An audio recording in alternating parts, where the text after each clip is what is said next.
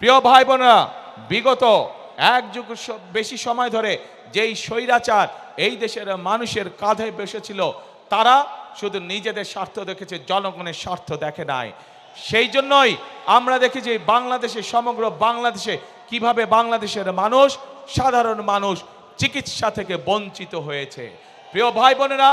আমরা বাংলাদেশের মানুষের কাছে গ্রামে গ্রামে, বিশেষ করে মা বোনদের জন্য এবং শিশুদের জন্য চিকিৎসা ব্যবস্থা নিশ্চিত করতে চাই, এবং সে কারণেই আমরা সিদ্ধান্ত গ্রহণ করেছি যে ইনশাল্লাহ বিএনপি আপনাদের ভোটে আল্লাহর রহমতে সরকার গঠন করলে আমরা হেলথ কেয়ারার নিযুক্ত করব, যাদের দায়িত্ব হবে গ্রামে গ্রামে গিয়ে মা বোনদের এবং শিশুদেরকে ঘরে বসে চিকিৎসা সুবিধা প্রদান করা,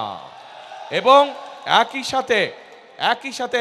এই এলাকার মানুষ যাতে আরো ভালো চিকিৎসা পায়, সেই জন্য মেডিকেল কলেজের যে দাবিটি আছে ইনশাল্লাহ সেটিও আমরা বাস্তবায়ন করব।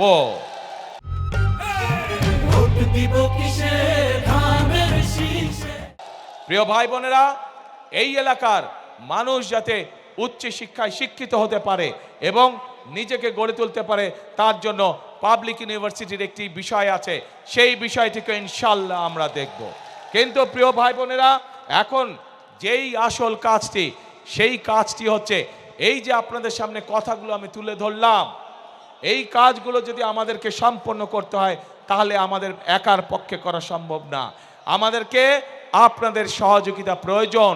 আপনাদের দোয়া প্রয়োজন, আপনাদের সমর্থন প্রয়োজন, আপনাদের ভোট প্রয়োজন। প্রিয় ভাই বোনেরা, আজ আমি ঠাকুরগাঁ, দিনাজপুর, নীলফামারী সমগ্র এলাকার, এই বৃহত্তর এলাকার মানুষের কাছে, ভাই বোনদের কাছে, মা বোনদের কাছে আজকে আমি এসেছি ধানের শীষের পক্ষে ভোট চাইতে। আপনারা যদি আমাদের হাতকে শক্তিশালী করেন, আপনারা যদি আমাদেরকে সমর্থন দেন, ইনশাল্লাহ অতীতে যেমন বিএনপি সকল সময় আপনাদের পাশে ছিল, এলাকার উন্নয়নের জন্য কাজ করেছে, মানুষের দুঃখ ঘুচানোর জন্য কাজ করছে, ইনশাল্লাহ ভবিষ্যতেও আমরা একইভাবে আপনাদের পাশে থাকব, একইভাবে এলাকার উন্নয়নের কাজ করব, একইভাবে আমরা এলাকার মানুষের দুঃখ ঘোচানোর কাজ করব।